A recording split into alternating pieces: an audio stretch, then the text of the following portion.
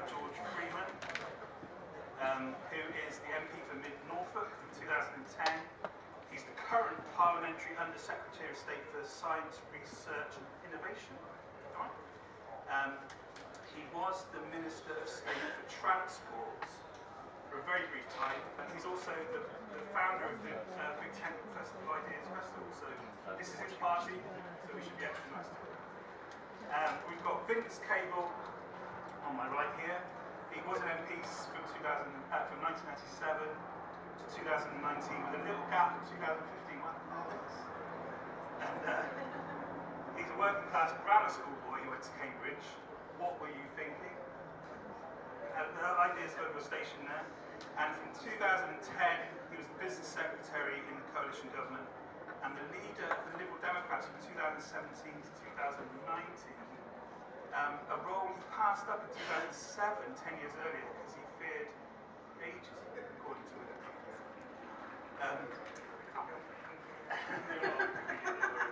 On my left, we've got Emma Edwards, who is a city councillor here in Bristol. She's lived in Bristol for 39 years.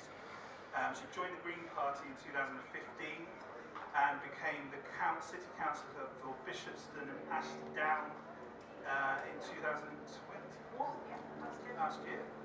She's a therapist and yoga teacher and also a diversity instructor. Diversity trainer. And on the far left, we have an expert. And we're not all tired of experts here.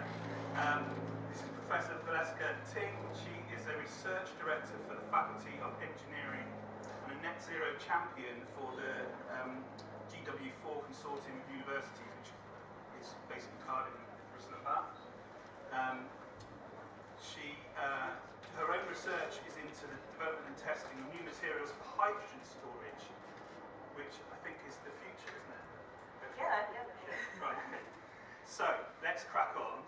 We now know who all you all are, and we're going to start by doing the questions on the intro. But if you've got any questions, I will urge you to use the hashtag up there.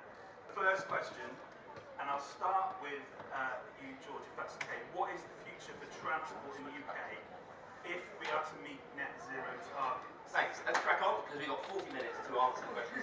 The point of this is that you guys get to have your say, so we're each going to say a few words about thoughts on the answers. I've got 3 provocative thoughts to give you. And I should just say in terms of background, I had a 15-year career in technology financing, mainly in bioscience, a bit of clean tech and a bit of agri-tech, and for 12 years in Parliament I've been trying to make the case that we will never get out of structural deficit and constant boom and bust economics, which Vince and I profoundly agree on. I served with him in the coalition government, backing industrial strategy, unless we invest more seriously and support our science, research and innovation. This country can be home to the technologies, to the products, the services that the world requires to go through the net zero revolution and the agricultural revolution required to feed 9 billion mouths. And we need to stop being a cafe service society that will never get out of structural deficit and generate the growth by backing the businesses of tomorrow. So I was Minister of State for the Future of Transport at DFT, and my mission there was to push the 3 Ds, digitalisation, decarbonisation and disconnection. And I would suggest gently to you that the Department for Transport needs to be much more about place and people and less about concrete and big infrastructure for the tier 1 engineering companies. And if we're really going to hit net zero, we have to embrace, yes, the big top-down technology pieces, and I'm proud of what we're doing. We're investing in the big hydrogen infrastructure, we're investing in the big HS2, which I happen to think is a good project. We're investing in the big infrastructure, but the real key to me is that we have to unleash a micro-revolution, microeconomic, community net zero revolution. In my constituency, 115 villages, 5 towns, no one knows what net zero means for us on the ground. They think of it as a London phrase. At COP26, we need to be coming up with a world in which every family can score red, amber, green. Why is our village red, Dad? Why aren't we in the green village? Why is our school not green? And create a framework in which we incentivise and support and encourage, including with financial rewards, those nudge economics of 1 million choices each year from people on the ground in the lived reality. And unless we do that, I think we'll do all the big technology, but we won't actually get to net zero. 3 radical thoughts. Firstly, This does not require a mass nationalisation. I know some on the left think of the Net Zero project as the final chance to renationalise the economy. I couldn't disagree more. If we're going to get there, it'll be through harnessing the genius of the market and innovation. And what the government needs to do is do the big investment in tomorrow's science and the microeconomics to allow that market force to take shape. Second point, we won't do this unless we really focus on cities. Cities are the places where actually the economies of tomorrow are shaped. Cities are the places where dirty public transport can contribute, makes the biggest contribution to air quality. 300,000 people die unnecessarily from dirty air. Cities are where we'll incubate the systems of tomorrow, and cities are the beating hearts of economic regions. And that's why, as Minister for the Future Transport, the first place I came to was Bristol, and I came to see Marvin, and he said, that's amazing, you're the first Conservative Minister who's ever come to ask me how I'm going to help you achieve your goals, and that's why we're here today. And the third point is, to really do net zero in cities, we're going to have to change, I think, over the next few years, quite profoundly, the fiscal envelope, by which I mean, at the moment, Treasury looks at cities, and they produce a lot of money in council tax, they produce a lot of money in fuel duty, they produce a lot of money in parking revenues. We're going to have to design a digital, new economic model for cities in which we reward people who are driving in electric cars. We start to raise the barriers to people driving in gas guzzlers. We start to do very smart digital road pricing, and we start to make cities digital hubs of net zero, clean, green growth. If we can get that right, the cities of Britain will drive net zero across the whole UK. Thank you, George. Vince, Yeah, I think there are two ways of looking at this whole problem of net zero transport. I mean, a bird's eye and a worm's eye view, and I'll try and be a bird and a worm briefly. The bird's eye picture is that 99% of the sector is using hydrocarbons. There's a little bit of electric vehicles, but it's so far minor. And the alternatives, which are essentially battery-driven cars predominantly, or hydrogen, are the two options we need to be thinking about. And this is massive because it's over a quarter of all our national emissions are coming out of the transport sector. I want predominantly to talk about the worm's eye view because I'm director of a company that is so far successfully using hydrogen in part of this market, the heavy goods vehicle market. Essentially what we do is we take green hydrogen from wind farms that have a surplus, private buyer companies, or from anaerobic digester plants which convert the methane into hydrogen, and then we take it to the customers who are heavy good vehicle companies, sometimes councils who are doing big refuse vehicles, and we're the intermediaries between the two, the infrastructure, because there's a basic chicken and egg problem, as there often are in new industries. The producers of hydrogen are not going to install their converters until they're satisfied there's a market, and the lorry owners and the lorry makers are not going to convert to hydrogen fuel cells until they're confident that there's a regular supply. And we're the guys in the middle who are trying to establish an infrastructure, and we're doing it in a competitive way. We're not subsidised by the government. We're operating in Scotland, Teesside, and spreading it around the country, trying to build up a network of refuelling stations, growing very rapidly. Next year we will be listing on the capital markets to raise capital to create a national network, all being well. So this is an example of essentially business seeing an opportunity within the zero carbon economy, taking the slogans about hydrogen, actually translating them into a business proposition and making a success of it. Since the Minister's here, just two requests to him. One, there is a regulatory issue.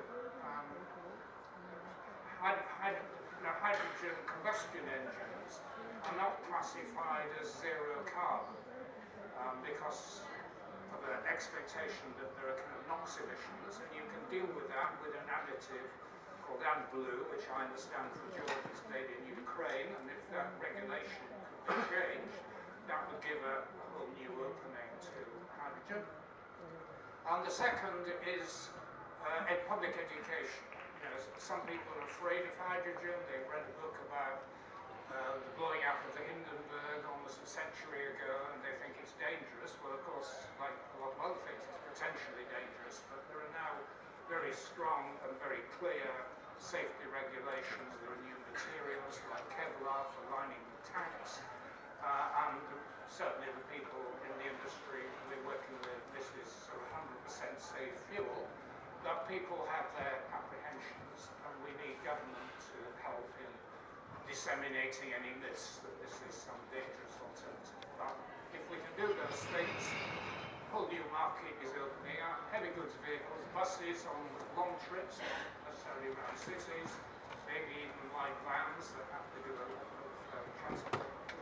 Massive industry, which if it takes off successfully, will clear away a lot of the hydrocarbons coming out of this sector. Thank you. Thank you very much, Lord. I move across to Councillor Emma Edwards, please. Thank you very much. Okay, so in 2018, Bristol was one of the first cities in Europe to declare a climate emergency, and it's 4 years later, and we're still in an emergency. If anything, it's got worse. So the IPCC report this year came out and said, we are no longer trying to stop climate change from happening, we are now trying to mitigate its effects. And as a councillor and as a resident, I don't see that happening in Bristol yet.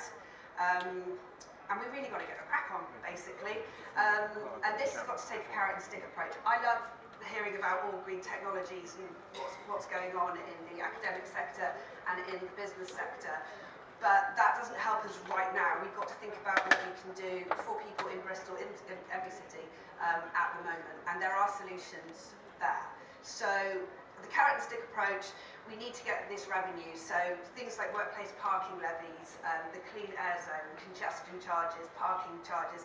We've got to make driving the less attractive option, while at the same time creating a modal shift so that people want to use public transport, people want to cycle and walk.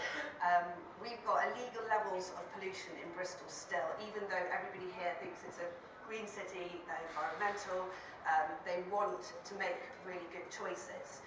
And as a councillor, my job is representing the worms, basically, so, you know, speaking to people on the doorstep.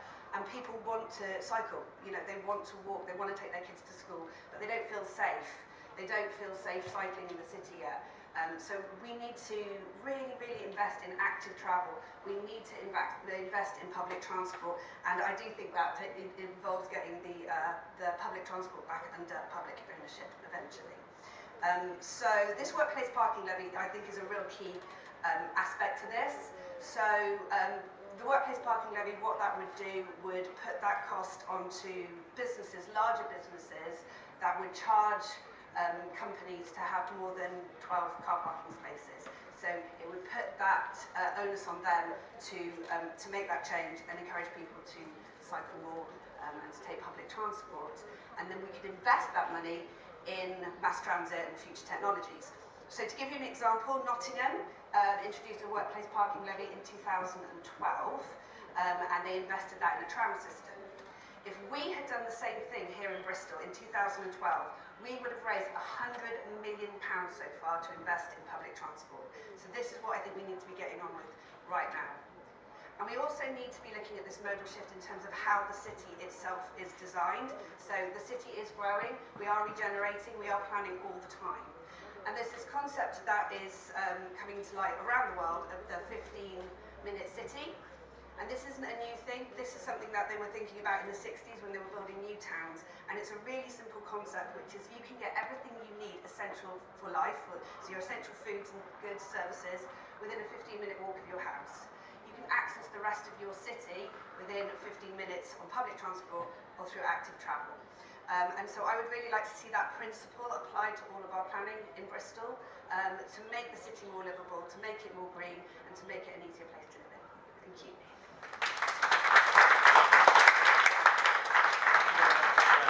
Thank you very much, Emma. And finally, Professor. was really happy to hear all of the rest of the speakers talking about the potential for new solutions to decarbonise transport, because my big message here is that, so I do research at the University of Bristol, and seeing that we have cutting edge technologies and really intelligent people who are working in academia and industry to come up with technological solutions to decarbonise transport and the way that we move around and we live. The message that I want to get out there is that there are solutions, and now it's a matter of getting on and adopting them. So I'm very proud to be in Bristol in the southwest, because we're lucky that we have a fantastic ecosystem of industry who are willing to work with us. A lot of companies working in aerospace, working in manufacturing, working in industries where we need them on board to be able to adopt green technologies like electrification, like hydrogen. And I guess my personal view is that hydrogen is going to play a big part in being able to balance the renewable electricity that we get from wind or solar power, for example, when the sun's not shining, when the wind's not blowing. But it's not the only solution. We have to adopt a variety of different solutions. So in some instances, electrification is absolutely the best way to go. For some types of transport, it's not appropriate. It's too heavy. There isn't the energy density. You might not have the infrastructure for electrification.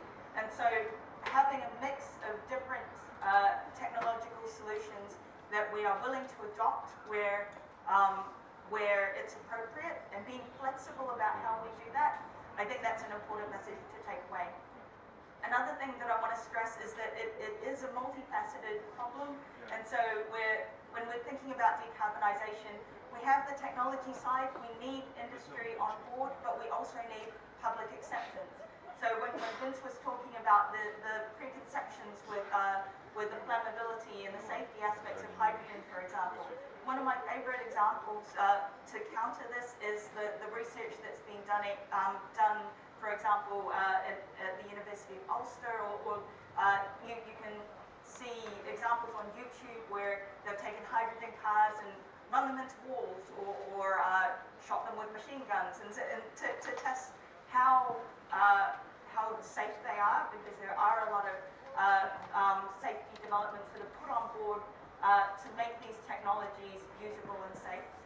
But those messages have to get out into the public consciousness, and it's something that I would love if the awareness of how much work is going into making these technologies easy and safe to use. If that message could get out there, that would be fantastic. So finally, just I guess just a plea to because if we are going to decarbonise transport, it's a huge issue, and there's massive urgency to do this quickly. And so one of the things that we need to be aware of is that we need to make it easy for people to be able to decarbonise the way that they use transport. So things like making it as economically competitive as we can, but also in cases where we want to encourage active alternatives to fossil fuel transport. Like we just need to make the choice available and easy and acceptable, and then we'll be able to push everyone towards making the right choices so that we can decarbonise transport. Thanks. Thank you very much indeed. And thank you very much for all the people who've already submitted questions. You can keep doing that, and we'll try and get through as many as we can. I just wanted to wake you all up by just literally doing a quick straw poll. How many people here own a car? And on the panel, please. Okay, everyone except me. That's great. How many people here rely on public transport to get to work? How many? Keep your hands up if you live in London. Okay. Right. So you're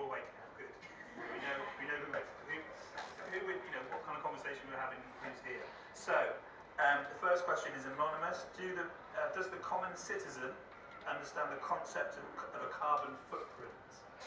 Emma, people think that? Do you think they do? I think the common citizen, average citizen, I think they know about, well, there's the abstract and then there's the lived experience. So they might have heard of carbon, through being consumers. We hear, where was it the other day when we bought some carbon neutral falafel, and I thought that was hilarious. I was like, what does that mean? What's carbon neutral falafel? It sounds very Bristol, I know that much. But it has become a little bit of a buzzword, like carbon neutral or carbon footprint. So I think it's when people apply that to their lived experience. So people know when the traffic's bad. People know when the air is heavy with pollution. People know when their streets are covered in absolute mud or the drains are flooded. So I think the difference between lived experience and what people are told are two very, very, very different things. And if things become inaccessible just because they're carbon neutral, people won't get on board with that. It's got to have real, tangible effects for people's lives. It can't just be this abstract, oh, we're going to save the planet, because people think small, because that is their lives, I think. Thank you. George, do you think people, the ordinary man on the omnibus or woman understands the concept of their own carbon footprint? No, I think they understand the concept of carbon footprint. I think they're hungry to know what theirs is. They like some mechanism to. I'd like to look at my phone and know it tells me how many steps I've done each day. I just think we should have a sort of green city map, and it'll tell me exactly which choices I'm making, which ones are red and green. We can start to nudge in the right direction. But the key point is, most common citizens are facing a massive cost of living crisis, and I think they fear that this is going to be done as a big government tax punishment. We need to use the opportunity of a huge energy price spike. This is the moment to really show that green technologies, green solutions, walking, cycling, public transport, save you money. And I think this is a moment where we can really show with microfinance and very small fiscal nudge that this is how you reduce your household bills. You say that though, I'll just point out, I go with good energy, 100% renewable, and my energy bills have gone up just as much as everyone else's because the wholesale price of electricity is bought in that way, it's bought and sold in that way. That's why I made the point I did about market reform. I mean, Vince is the market economist, he's the expert on this, but I think the market can deliver this for us. What we should be focusing on is how we incentivise, but which is all about metrics, it's about showing which railway companies are the cleanest, which public transport companies are the cleanest, and then people will start to choose the ones that are cleanest. That will drive real change. Kind of like calorie counters on a restaurant menu. Well, I think it'll be much more consumer friendly than that, because I think most people want to reduce their carbon footprint. They don't know how, and they don't want to be told, basically go backwards. They want to know how they can carry on developing their life in a way that supports the green agenda. Okay. There's a question here from an anonymous person. Does the government have confidence in its legislation for emissions and pollutions to the environment? Vince, do you think they do? Well, I'm not in the government anymore, but I think that there's quite a lot of the energy has gone out of the zero carbon objective. I mean, the positive and the negative. I mean, the positive is that, unlike America, we're not sort of divided fundamentally on green issues and zero carbon. There is a sort of consensus. The Prime Minister, whatever you think about it, bought into the COP summit and the objectives of it. So, there is that basic understanding that we all share. We're not unlike Americans, half of us say this is a load of crap and it's nothing to do with us. The negatives is that follow through is very, very difficult. I think it goes back to your first question. I think we all agree in abstract that going on a flight to Australia consumes a lot of carbon, going around with a bike doesn't. But when it comes to actually using your tax system, say, to penalise flights, or long-distance flights, or frequent flights, or applying some kind of pricing system in cities which favours public transport over heavy using vehicles, then people start to revolt. Monsieur Macron discovered the hard way that when you introduce a carbon tax, and some people pay more than others, they get angry. And we haven't got to the stage where governments either have the confidence or the persuasive ability to turn good intentions into tough policy. Okay, thank you. We've got about 3 questions on the cost of train travel, so thank you for all of those people who've sent in those. A major problem in the UK, I think, is the cost of train travel, especially compared to flying. How can we sort this out urgently? And then someone's put, do you think one of the biggest opposers to lowering transport emissions is unaffordable train fares? How many people here came by train? How much did it cost? 15 quid? That's not bad. Where? Yeah. Taunton, okay. London to Bristol is heaven knows what now. I'll never do it. 80 quid. 80 quid. Cost of train travel. Emma, do you think that's the biggest thing people should be tackling? It's up there, yeah, definitely. And I would bring the trains back into public ownership, I'm afraid, George. Eventually, that's what I think we need to do. And we need to look at electrification of trains. And we can't keep asking people to like fly less, drive less, but then not give them cheaper and better alternatives. You know, at the moment, I mean, I went to Manchester this weekend gone, and it took me, the trains were cancelled, so I missed connections. It cost me 65 quid there, 65 quid back. If I'd have driven, it would have been, I have a very fuel efficient car, it would have cost me about 40 quid in petrol, less than. That shouldn't be the case. That shouldn't be the case. Taking the train should always be the cheaper, better option. People shouldn't have to worry about it. Even getting around Europe, and you go to Europe, and the trains are just so much better, and why can't we learn from them and improve them? Just one thing, I think one thing we tend to lose sight of is that relatively few British people rely on trains, mainly people in big cities, London commuting. The public transport that really matters for the vast majority of people, particularly people on low incomes, is buses. Rural areas and indeed deprived communities, left behind areas in small towns around the country. The bus services have been quietly slashed for a long period of time. It's very difficult to operate bus companies in a satisfactory way. I happen to sit on the board of a social enterprise bus company that runs buses in Bristol, amongst other places. And it's, you know, the business is being destroyed because you've got rising fuel, rising wage costs, prices are fixed, so you lose money. So unless you're a very, very ruthless operator, it's very difficult, or heavily subsidised, it's very difficult to make bus businesses work. But if we're serious, a lot of money and support's going to go into buses. Valeska, what's your... Do you think trains are the future, trains are the answer? Well, trains and buses, yeah, but as long as they move away from fossil fuels. So this is like I love the idea of converting to something like hydrogen, because it is something that we can generate locally. So that in the southwest we've got hydrogen from solar, from wind. You can make it as a cogeneration byproduct from nuclear power, for example. But like the thing is, it's taking essentially electricity that we can't store because we don't have huge battery grids, and that we would otherwise jettison, turning it into something that we can physically put into a tank and save for later, and using it for a transport fuel. So I think that if we invest in things like the hydrogen buses, and there are hydrogen trains as well in France and Japan, like looking at ways that we can locally generate and control the prices of alternative fuels like hydrogen. I think that's going to feed into a longer term solution, which would mean that we're not coupled to fuel prices overseas, for example, and then we can start to lower the cost of public transport that way. Okay. George?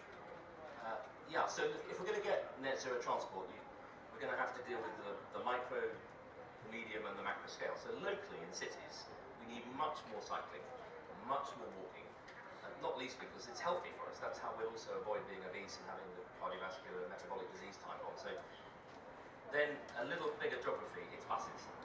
And then for inter-country travel, clearly rail has got a much bigger role to play.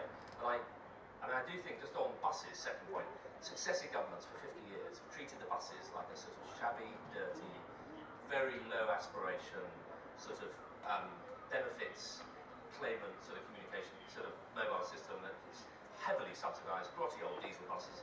I mean, in my county of Norfolk, huge reliance from villages on buses, and they've been gradually downgraded and downgraded and downgraded. They're not interested in customers, they're interested in subsidy.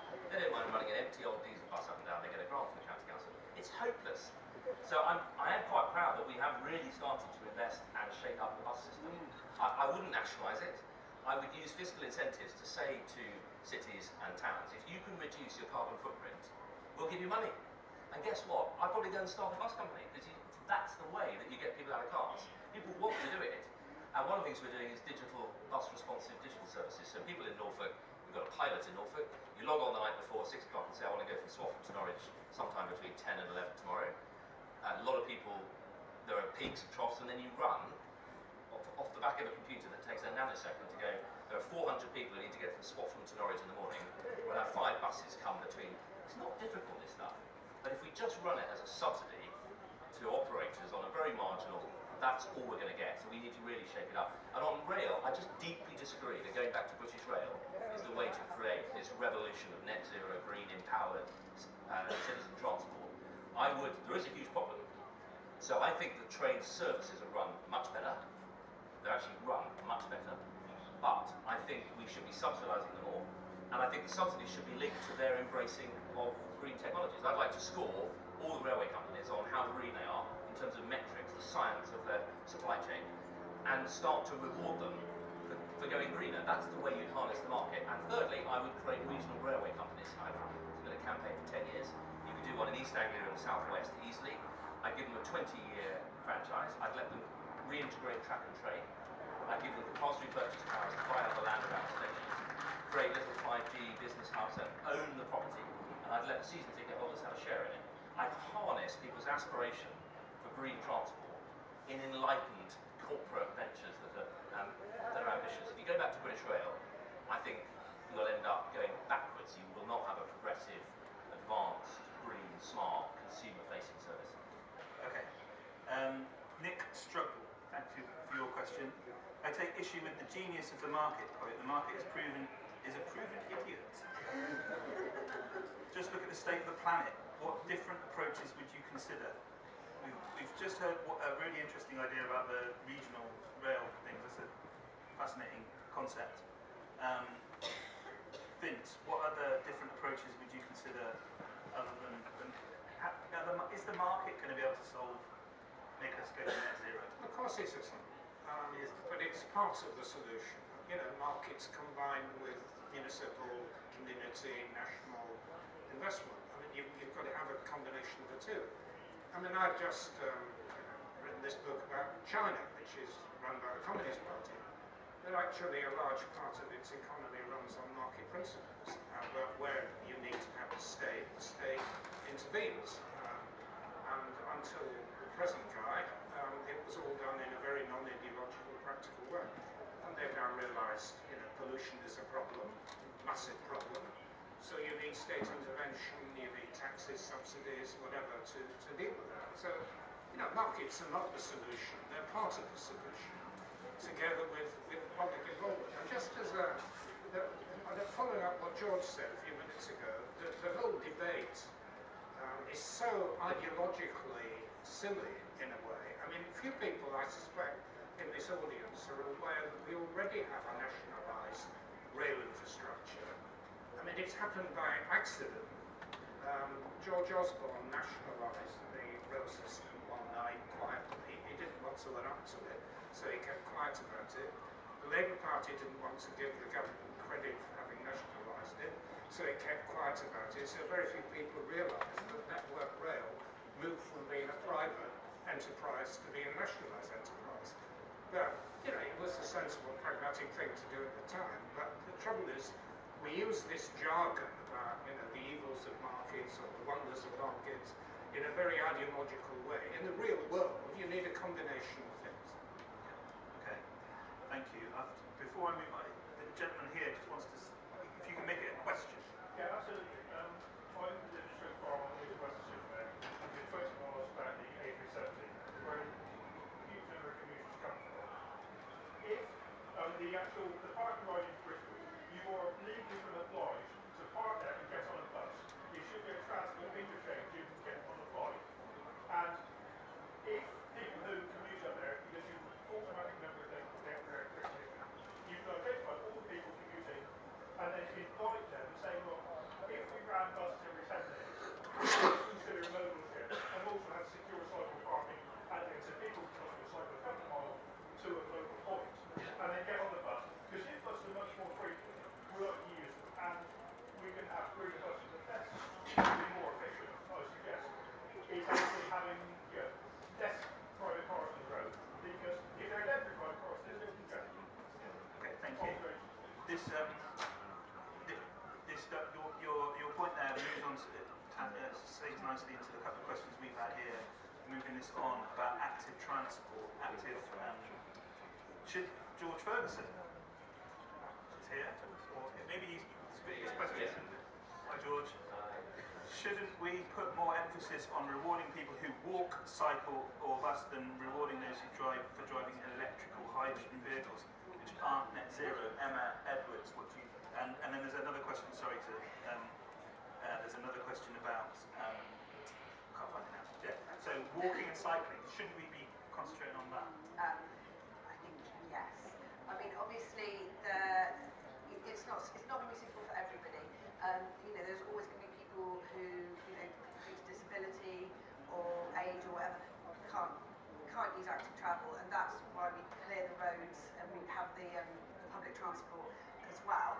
I really like what you said. You hit on one of my things I'm very excited about, which is this idea of multi-transport hubs. It's like to get from one place to another, you can get on a bus or a train, and then you can get off and you can rent a bike. You don't have to take your bike across the country, because when you get there you can rent a bike. I went to Berlin earlier this year and it was just so easy. There was just rental bikes everywhere. There was rental e-scooters everywhere. We've got e-scooters here in Bristol. I know they're a bit controversial. And we've just got some new rental e-bikes, but there's about 20 of them for the whole city. We need loads of them. And I think how we reward people is by making it safe. There's a principle in Europe which is a cycle lane isn't a cycle lane unless you can cycle on it from age 8 to 80. It's got to be that safe. Kids have got to be able to cycle on it. Nervous, brand new cyclists have got to be able to cycle. I love cycling, and I am not a very good cyclist. I'm not a kind of racing bike down. I like that kind of person. I've got my little town bike, and I get really nervous cycling in Bristol because the cycling infrastructure is so dangerous in so many places. We have not got good cycling infrastructure in the city yet. We really need to focus on that, and also storage.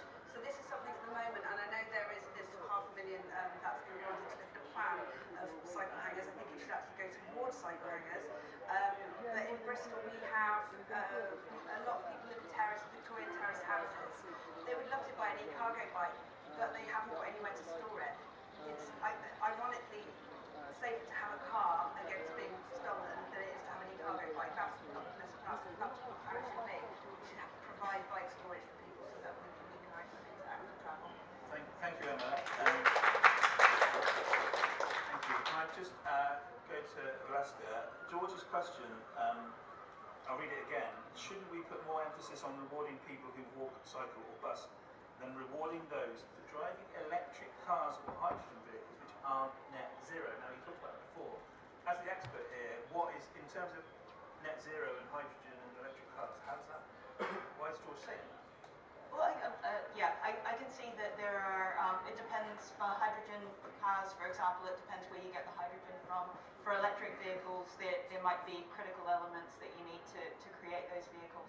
But I think the important point is that these are low or potentially zero carbon alternatives to fossil fuel transportation. And if, for instances where there isn't a good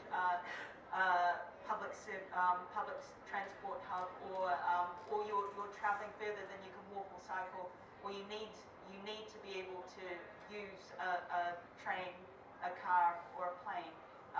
Having those lower carbon alternatives is really important for social equity and for retaining our quality of life as we know it. But can I just mention something that touches on what we were talking about with availability of public transport and the costs. So something we haven't talked about is the use of digital technologies to be able to make those trips more efficient, to make sure that we're not running diesel buses when it's not needed or when there's not demand, and to let communities take public transport decisions and carbon footprint decisions into their own hands by giving them the data and the information to make greener choices. And so I think that there's a lot that we can do with technology and with sharing of information to just nudge people towards lower carbon alternatives. Thank you. Tristan, can I just say my point is that we're given the impression that if you buy an electric car, you've done it, and that's fine. And there's no cost. And we are given that impression, and there are big subsidies to electric cars. I sort of welcome that, but I think that's the wrong impression. If you ditch your car, then that's fine. Yeah, And we need to give much more emphasis on that rather than just transferring to another high-embodied energy vehicle. There is a danger of just letting the best be the enemy of the good. Yes, there is. I think where your question has real force is that the way we're developing our cities is with new housing is very often with peripheral estates, which require some form of motorised transport, however it is. And we've got to rethink city development to make it much denser, getting people living in a city, in which case the issues of cycling and walking then become valid alternatives. Just think that I completely agree with Vinci. Net zero requires a big change in planning. We need to plan for active, healthy, integrated communities. And I think you're right. The point I'm trying to make about the fiscal incentives is we have to encourage people to make little steps and then make bigger steps. And in the end, we all work, particularly in the cost of living crisis, on incentives. So we should cascade the incentives. So having a green car is better than having a non-green car. But the footprint of having a car is still a carbon footprint. That's been made and manufactured. So we need to say on the points system, riding in a bus rather than a car is a huge sight better and the money should follow. Last point, there is a project in the UK that takes 1 million avoidable car journeys off the road every morning. It's the biggest reduction in emissions every day. And it was started by a company called Liftshare. And they run corporate schemes so that people driving into companies like Boots headquarters in Nottingham, thousands of people every day driving into Nottingham in one person in a car, and with the company, they then give people huge rewards if they car share. Liftshare hasn't had any money from government, it's completely voluntary, it's a market-based mechanism, and it's working with companies. It's far bigger than any government scheme, taking 1 million cars off the road every morning. And that's why I believe in the power of the market, with incentives. Markets operate with values and incentives. We won't do it alone, but I think if we start to put in those fiscal incentives and measure which cities are greener, which companies are greener, which towns are greener, what are the things that change your footprint, people will start to really make choices.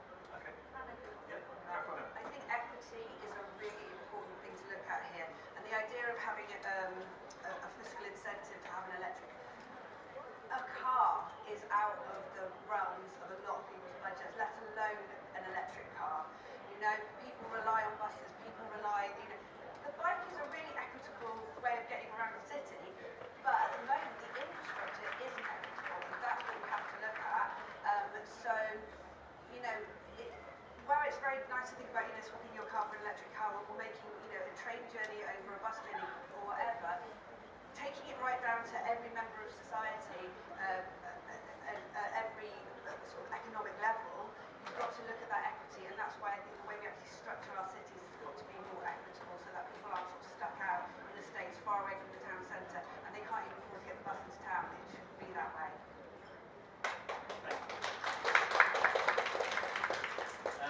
We are out of time, unfortunately. Really sorry for anyone who has not had their questions answered. We haven't even talked about e-scooters. It's the way I got to know this.